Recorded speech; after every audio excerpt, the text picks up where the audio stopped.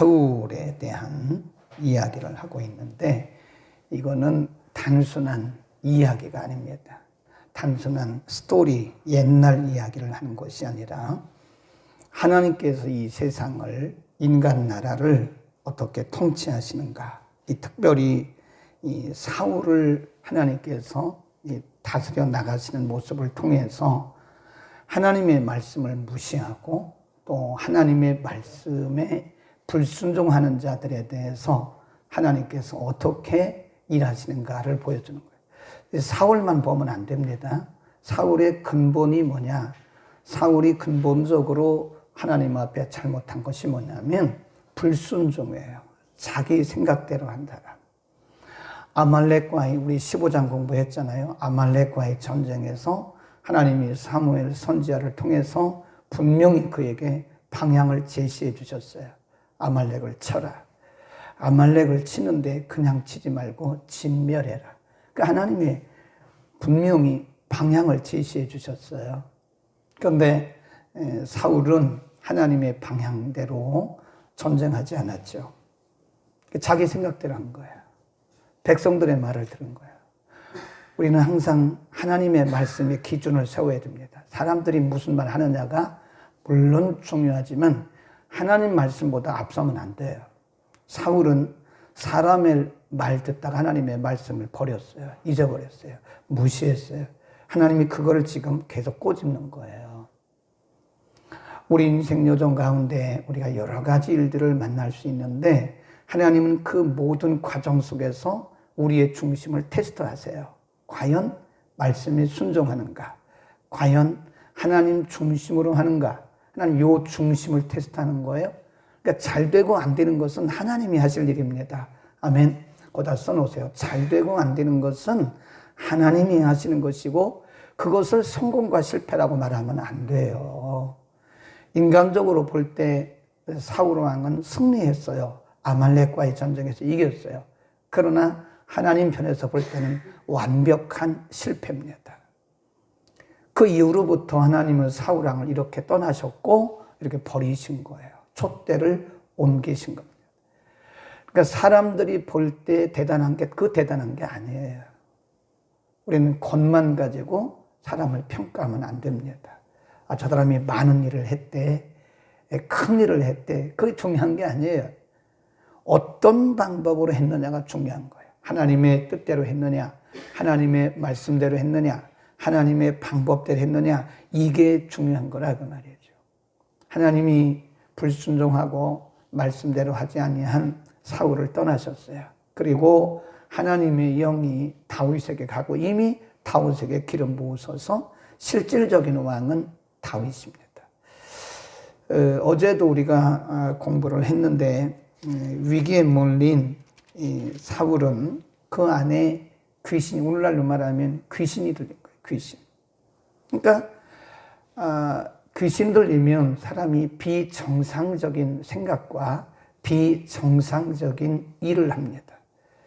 왕은 백성들의 국태민안, 그러니까 백성들과 나라의 안정을 위해서 일을 해야 되잖아요. 국태민안에는 관심이 없어요. 오직 한 사람, 다윗을 죽이려고 창 차고 다니고 잘 때도 단창 차고 자고 기회안이 있으면 그 창을 던져서 다윗을 죽이려고 그러고 여러 가지 전략을 지금 짜잖아요. 예, 신하들을 통해서 엿보게 하고 오늘 본문에도 다윗을 죽이기 위해서 사울이 여러 가지 방법을 써요. 틈만 있으면 신하들에게 저놈 죽이라 그래요. 그런데 그것은 인간의 계획일 뿐 하나님은 어떻게 그 일을 이루어 나가시는가.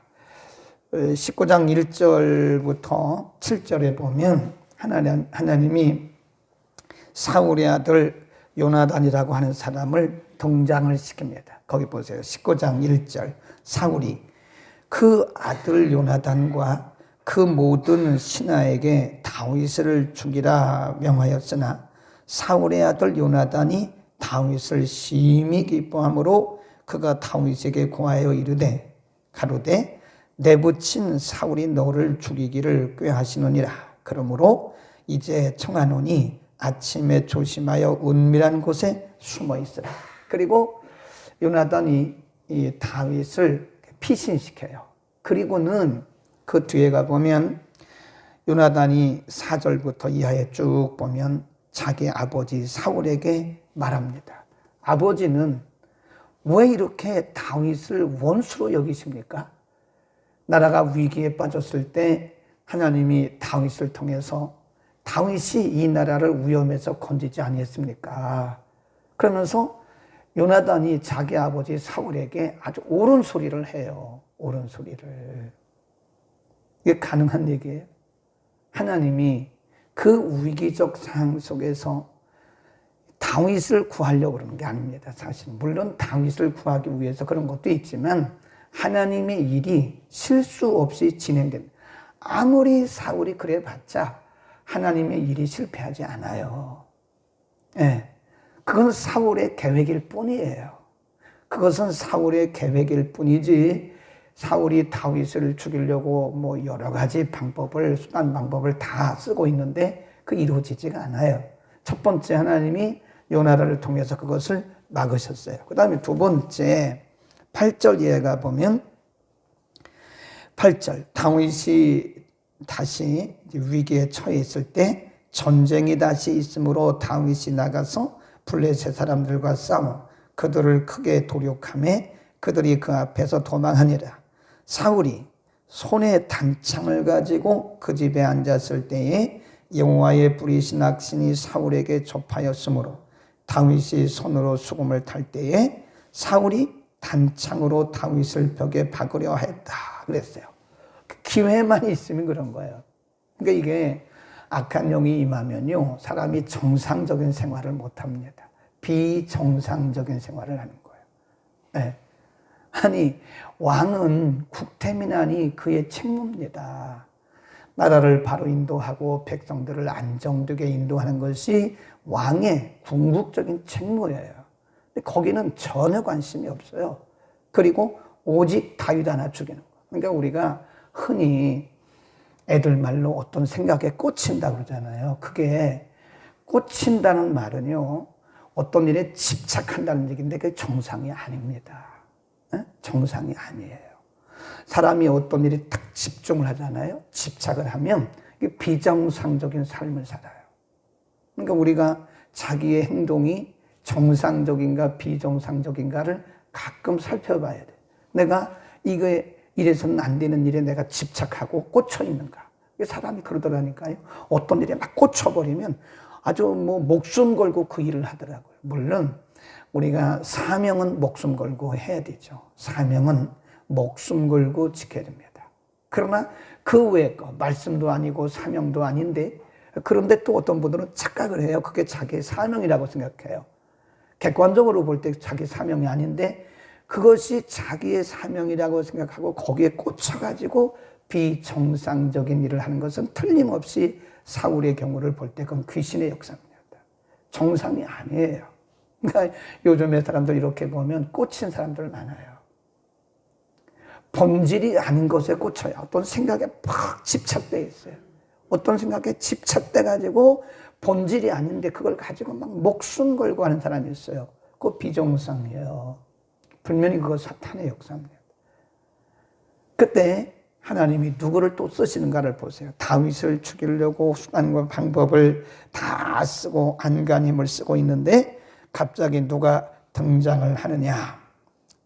12절 시작. 미갈이 다윗을 창에서 달아내려오매 그가 도망하여 피하니라. 미갈이 우상을 취하여 침상에 되고 염소털로 엮은 것을 그 머리에 씌우고 의복으로 그것을 덮었다 그랬어요. 그러니까 다윗을 사울의 딸 미갈이에요. 첫 번째는 누구를 통해서 하나님이 막으셨어요? 요나단. 다윗의 아들, 사울의 아들 요나단을 통해서 다윗을 위기로부터 막아주시고, 이번에는 누구를 통했어요? 사울의 딸 미갈이에요. 사울의 딸 미갈을 통해서 하나님이 다윗을 위기로부터 막으시잖아요. 네. 그 다음에 세 번째 하나님이 어떻게 막으셨는가? 18절로 갑니다. 다윗이 도피하여 어디로 가요? 라마. 라마라고 하는 것은 제사장이 사는 곳입니다. 라마. 거기 누가 있었냐면 사무엘이 있었어요. 그러니까 다윗이 사무엘이 계신 곳으로 가면 안전할까 그래가지고 사울을 피해서 이제 그쪽으로 라마로 피신한 거예요. 다시 18절 시작. 다윗이 도피하여 라마로 가서 사무엘에게로 나아가서 사울이 자기에게 행한 일을 다 고하였고 다윗과 사무엘이 나요스로 가서 거하였더라. 그래서 붙여서 라마 나요트 그래요. 라마라고 하는 큰 지역의 한 또 작은 지역 나요트, 라마 나요트 그럽니다. 그 라마 나요트에 갔는데 참 재미있는 일이 일어나요. 사울이 라마 나요트로 도망한 것을 알았어요. 그러니까 신하들을 보냈어요. 그 신하들이 라마 나요트에 들어가자마자 갑자기 하나님의 영이 임해가지고 예언을 하는 거예요.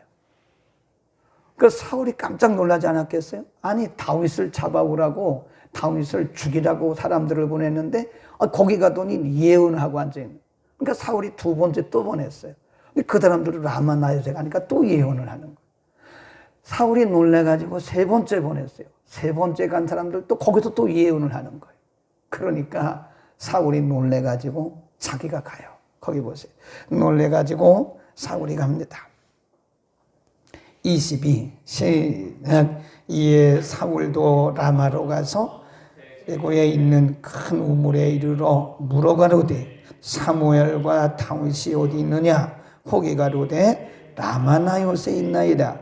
사울이 라마나요스로 가니라 하나님의 신이 그에게도 임하시니 그가 라마나요스에 이르기까지 행하여 예언을 하였으며 그가 또 그 옷을 벗고 사무엘 앞에서 예언을 하며 종일 종아에 벌거벗은 몸으로 누웠더라. 이게 비정상이에요. 사울의 신하들 3번 보냈는데 다 거기서 이 사람들이 하나님의 영에 취한 거예요. 이 예언을 했단 말은 미래 일을 얘기했다 그런 게 아니고 하나님의 영에 취했다. 취했어. 그래서 사울의 명령을 받고 다윗을 죽이러 갔다가 하나님의 영에 취하니까 다윗을 못 죽이고 다 사람들이 멍하고 있는 거예요. 그 얘기를 듣고 사울이 직접 다윗을 찾아서 라마나요트로 갔는데 하나님의 영이 또 사울에게도 임한 거예요. 그러니까 거기서 하나님의 영에 취해버렸어요. 그래서 나중에는 정상적으로 취한 것이라 다 벌거벗고 침을 질질 흘리고 완전히 돌아버린 거예요. 누가 막으셨어요? 하나님이. 그러니까 여기서 인간 사울의 계획과 하나님의 경영 이렇게 얘기를 하는 거예요. 거기다 써놓으세요. 인간의 계획과 하나님의 경영. 그게 바로 잠언 16장 1절 9절에 있는 말씀입니다. 한번 펴봅시다. 잠언 16장 1절 9절. 하나님의 역사를 어떻게 이루시는가? 16장 1절 시작. 마음의 경영은 사람에게 있어도 이 응답은 여호와께서 난다. 이 경영이란 말은 계획입니다. 9절도 보면 사람이 마음으로 자기 길을 계획할지라도 그 길을 인도하시는 자는 여호와다. 이게 긍정적인 면과 부정적인 면을 다 얘기하는 거예요. 우리가 보통 긍정적인 면만 얘기하는데 그렇지 않습니다.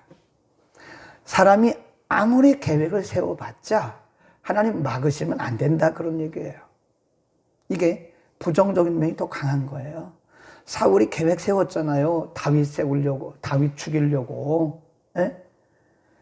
아무리 다윗을 죽이려고 사울이 애를 써도 하나님이 갑자기 요나단을 세우시고 미가를 세우시고 그래도 안 되니까 하나님이 그냥 하나님의 영으로 사울을 휘어잡은 거예요. 그러니까 사울이 휙 돌아버린 거예요.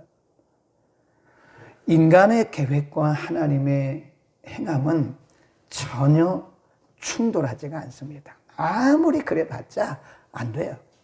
그러니까 우리는 누구만 바라봐야 돼요? 하나님만 바라봐요. 사람이 이러고 저러고 하는 것에 흔들리지 마세요. 우리가 믿음 없는 사람들은 사람의 말을 듣고 흔들리고 시험 들고 상처받고 이러는데 절대 그래 두려워하고 그럽니다. 사람이 한마디 해요. 안 된다고 말하면 그 말을 듣고 안 되는 줄 알고 절망을 하고 있어요. 안 되는 게 아니에요. 하나님이 하시면 되는 겁니다. 중요한 것은 하나님이 어떻게 보시느냐, 하나님께 초점을 맞춰야죠. 아멘. 사람의 말에 휘둘리지 마세요. 두려워하지 마세요. 보이는 환경과 조건을 가지고 두려워 떨지 마세요. 하나님이 하시면 하시는 겁니다. 우리는 때로, 그리고 우리가 하나님을 진짜 신뢰해야 돼요. 진짜. 하나님을 진짜 전심으로 신뢰해야 돼요. 환경과 조건을 바라보고 두려워 떨면 안 돼요.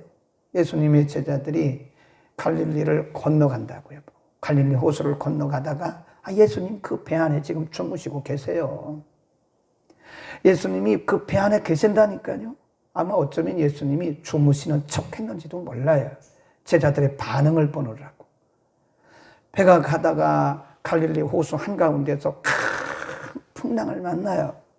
그러니까 아니 그 안에 예수님 계시잖아요. 예수님 계시면 예수님을 깨우면 될 거 아니에요. 그리고 예수님께서 죽은 자도 살리는 거 봤잖아요. 병든 자를 고치시는 거 봤잖아요. 귀신 쫓는 거 봤잖아요. 그 예수님이 배 안에 계신다고요, 지금. 근데 예수님은 안 보는 거예요. 뭐만 봐요? 풍랑만 보는 거예요. 막 자기들 힘으로, 자기들 경험으로 그 풍랑 이겨나가려고. 제자들 대부분 그 어부 출신이니까 갈릴리 호수에 아주 익숙한 사람들이죠. 그러니까 자기들 경험으로 어떻게 해서 이 배를 저어서 한번 가보려고 애를 쓰다가 안 되니까 그제서 하다 안 되니까 그제서 예수님을 원망하듯이 깨우는 거예요. 선생님, 우리가 지금 죽어가고 다 빠져가고 있는데 이게 주무십니까? 이게 틀린 거예요. 처음부터 예수님을 깨웠어야 돼요. 그리고 예수님 계신데 뭘 두려워요? 그러잖아요. 네, 예수님 그 배 안에 계시는데 왜 두렵냐고요. 그러니까 제자들이 전혀 불신앙이에요. 예수님을 신뢰하지 않은 거예요. 여러분, 우리가 살고 있는 우리의 가정이라고 하는 배 안에 누가 지금 함께 하세요? 예수님 계시잖아요. 예수님 보면 되는 거죠. 왜 예수님은 안 보고 환경 조건 바라보고 두려워 떨고 우왕좌왕하고 있냐 이 말이에요. 우리 교회 안에 지금 누가 계세요? 예수님 계시잖아요. 주님이신 예수님이 여기 계시는데 주님을 찾을 생각은 안 하고 아이고 어떡하죠 막 이래요. 뭘 어떡합니까? 우리 안에 계시는 그분을 보시기를 바랍니다. 예수님이 일어나셨어요. 너 이거 왜 이러냐? 예수님이 말씀하시기를. 예수님이 제자들 심하게 책망하셨어요. 너희 믿음이 이렇게도 없느냐? 너희 믿음이 이렇게도 적으냐? 예수님이 일어나셔가지고 우선 풍랑을 잔잔케 하신 다음에 제자들을 책망하신다고. 일단 우리가 그렇게 떨고 그러면 우리의 문제를 일단 해결해 주세요. 그리고 우리의 믿음을 다시 따지세요. 너 믿음으로 사는 거야? 이렇게. 그러니까 문제가 해결했다고 끝난 게 아니에요, 아직. 풍랑이 잔잔하다고 끝난 게 아닙니다.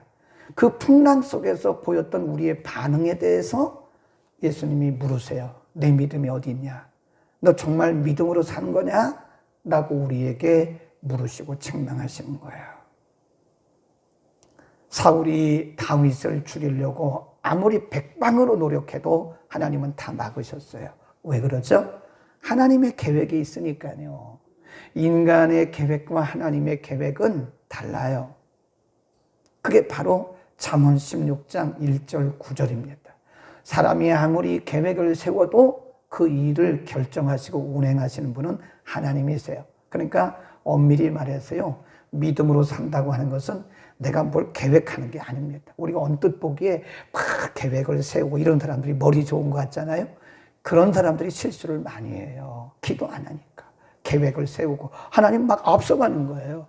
아니 하나님의 계획은 뒤에 있는데 자기 계획을 세우고 막 합니다. 그러니까 너무 철저한 것도 그게 잘하는 게 아니에요. 어떤 사람들은 계획을 철저하게 세워야 된다고, 왜 이 사람들은 계획도 없이 계획성 없이 이러냐고. 아니 무슨 우리가 계획 센다고 그게 돼요? 하나님이 하시는 거지. 그러니까 우리의 계획이 다 되는 게 아닙니다. 그러니까 우리가 아무리 그런 계획을 세워봤자 하나님이 하시는 거라. 그러니까 아예 그거보다는 아예 처음부터 내려놓고 하나님 앞에 맡기는 게 더 훨씬 나아요. 하나님 앞에 맡기고 기도하고, 하나님 앞에 맡기고 기도하고, 하나님이 어떻게 하시는가를 보고. 아멘. 오늘 제자들의 모습이 우리의 모습이 아닌가를 한번 점검해 보시기를 바랍니다.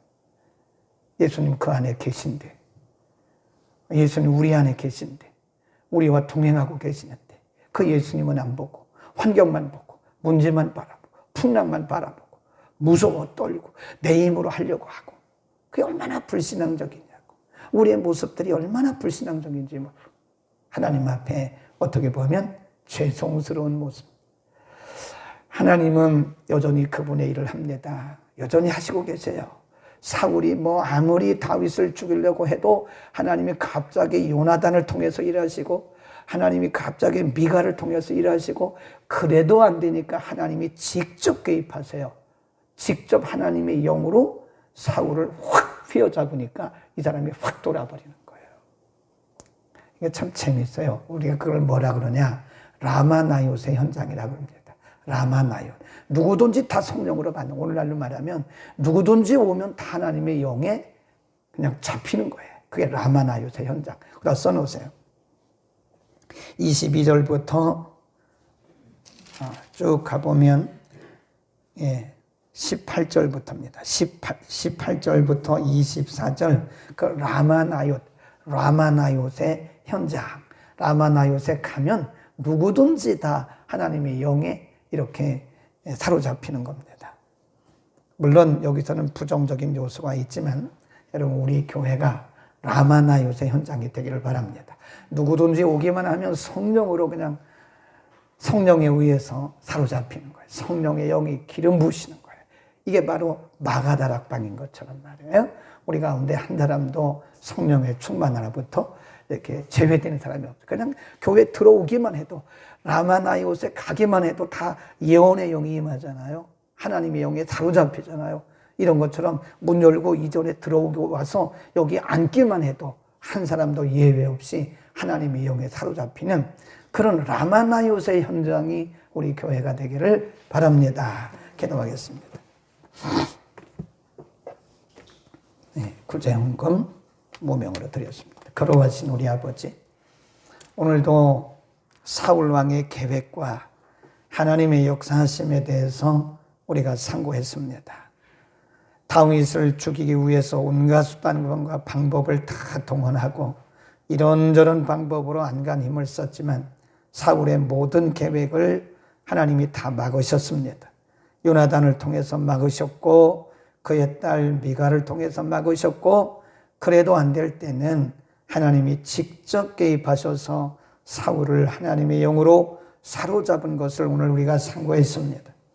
잠언 16장 1절과 9절의 말씀처럼 사람이 자기의 길을 계획할지라도 그 걸음을 인도하시고 그 말의 응답은 하나님께 있다고 말씀하셨사오니, 거룩하신 하나님, 우리의 계획을 하나님의 계획보다 앞서지 않게 하옵소서.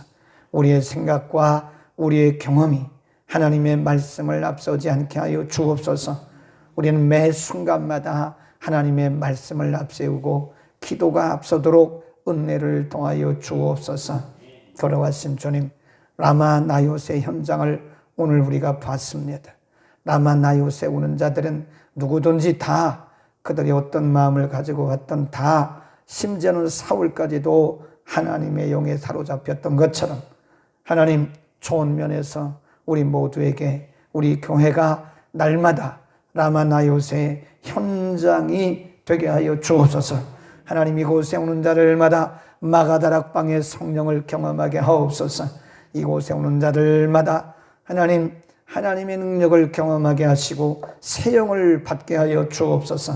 가정에서도, 성전에 나오지 못하지만 가정에서도 예배에 참석하고 말씀 들을 때 하나님, 바로 그것이 라마나요의 현장이 되게 하소서. 하나님의 영으로 사로잡아 주옵소서. 하나님 앞에 무명으로 구제헌금 드렸습니다. 하나님이 물질이 쓰이는 곳에 연약한 심령들 새 힘을 얻게 하시고 용기를 얻게 하여 주옵소서. 오늘도 가정에서, 성전에서 말씀 듣고 결단한 모든 성도들 일일이 축복하시고 평생에 오늘의 말씀을 잊지 않게 하시고 믿음으로 살게 하여 주옵소서. 예수 그리스도의 이름으로 기도드립니다. 아멘.